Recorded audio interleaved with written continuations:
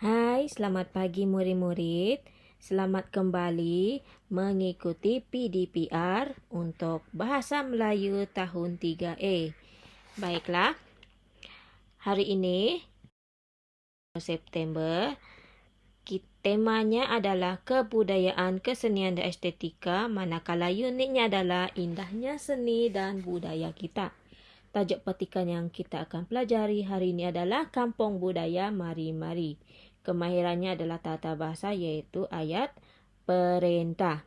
Sebelum itu mari kita lihat pengajaran dan pembelajaran iaitu memahami dan membina sekurang-kurangnya 5 ayat perintah mengikut konteks. Maksudnya pada akhir pembelajaran nanti murid akan dapat membina ayat perintah mengikut konteks.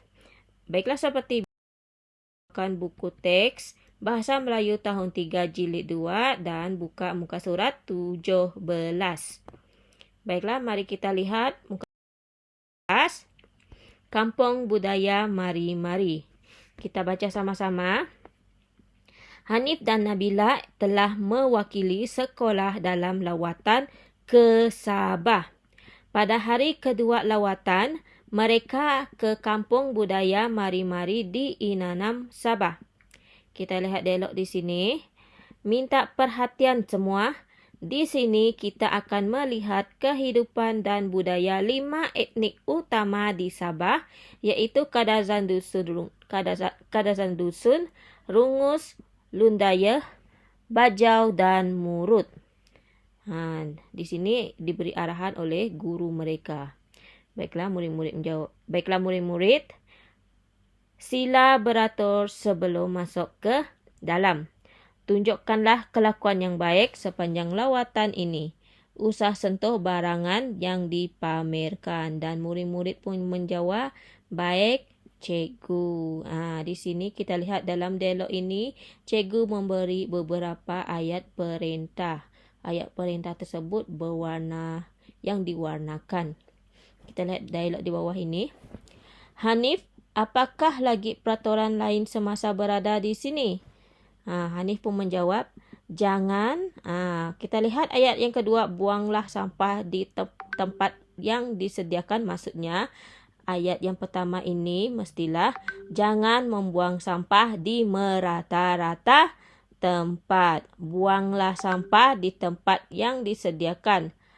Tolong patuh peraturan yang disediakan. Di sini pun menjawab, baiklah, nanti saya beritahu kawan-kawan tentang peraturan tersebut. Jemput masuk ke dalam rumah itu.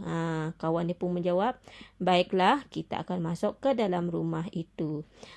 Di sini, sebelum kita lihat apa itu ayat perintah, di sini cikgu mau terangkan, Kampung Budaya Mari-Mari ini terletaknya di Sabah, iaitu di Inanam, Sabah. Seperti di Sarawak ada Kampung Budaya. Manakala di Sabah pula ada Kampung Budaya dinamakan Kampung Budaya Mari-Mari. Setiap negeri mempunyai keunikan dan kecantikan kampung budaya masing-masing yang mempamerkan pelbagai suku kaum. Di sini kita lihat dalam dialog ini terdapat beberapa ayat yang diwarnakan. Yang pertama, minta perhatian semua, diwarnakan warna ungu. Yang kedua, silalah beratur sebelum masuk ke dalam, diwarnakan warna merah. Tunjukkanlah kelakuan yang baik sepanjang lawatan ini, warna hijau, dan usahlah sentuh barangan yang dipamerkan. Ayat-ayat ini dinamakan sebagai ayat perintah. Apa itu ayat perintah? Lihat di sini. Ayat perintah ialah ayat yang diucapkan dengan tujuan untuk menimbulkan sesuatu tindakan. Maksudnya itu, jika kita memberi perintah maksudnya kita mengeluarkan ayat. Iaitu dia dinamakan sebagai ayat perintah. Contohnya, jangan buang sampah di situ. Itu salah satu contoh ayat perintah yang menimbulkan suatu tindakan. Apa tindakan orang yang mendengar jangan buang sampah di situ? orang yang mendengar tu akan mematuhi dan tidak buang sampah di situ. Itu maksudnya tindakan. Ayat perintah ini terbahagi kepada 4 bahagian, iaitu pertama ayat suruhan, yang kedua ayat larangan, yang ketiga ayat silaan, dan yang keempat ayat permintaan. Baiklah, kita lihat dulu apa suruhan. Ayat suruhan bertujuan untuk memberikan arahan atau menyuruh membuat sesuatu kerja atau tugas. Ini menyuruh sesuatu membuat sesuatu. Macam biasa, contohnya ibu kita menyuruh kita ambil pinggan. Contohnya, Ali ambil pinggan di dapur.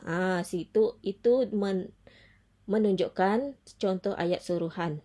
Baiklah, kita lihat contoh daripada buku teks. Tunjukkanlah kelakuan yang baik sepanjang lawatan ini. Itu ayat suruhan daripada cikgu kepada murid-muridnya semasa lawatan. Cikgunya menyuruh murid-muridnya menunjukkan kelakuan yang baik. Itu adalah ayat perintah jenis suruhan. Baiklah, yang ayat jenis larangan. Larangan adalah ayat dengan kata larangan, jangan dan usah yang bertujuan untuk menegah seseorang melakukan sesuatu. Ayat larangan ini melarang atau tidak menyuruh seseorang itu melakukan sesuatu. Melarang. Sebab itulah ayat larangan ini menggunakan kata jangan ataupun usah.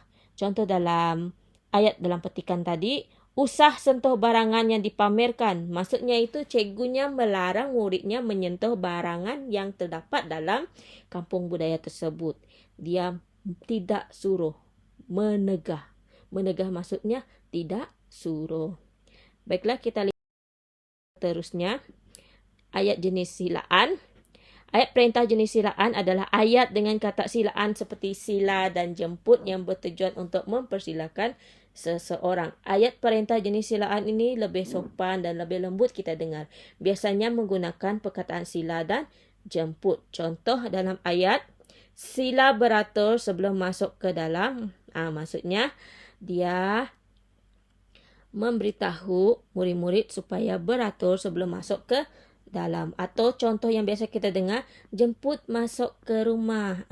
Tetamu dijemput masuk ke dalam rumah. Ayat perintah.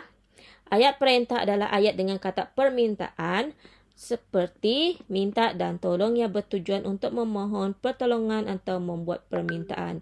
Ini lebih kepada meminta pertolongan. Ayat perintah jenis yang meminta pertolongan atau membuat permintaan. Contoh ayat terdapat dalam petikan, minta perhatian semua. Cikgunya meminta perhatian daripada semua murid-muridnya. Ataupun contohnya, tolong ambilkan buku di bilik guru. Maksudnya, cikgu meminta tolong murid untuk mengangkat buku dari bilik guru. Baiklah, kita lihat. Ini ada 2, iaitu siapkan kuis menerusi link yang diberikan. Cikgu akan berikan melalui grup WhatsApp kita. Dan yang kedua, siapkan latihan di dalam buku aktiviti muka surat 21. Baiklah, itu saja untuk hari ini. Sekian, terima kasih.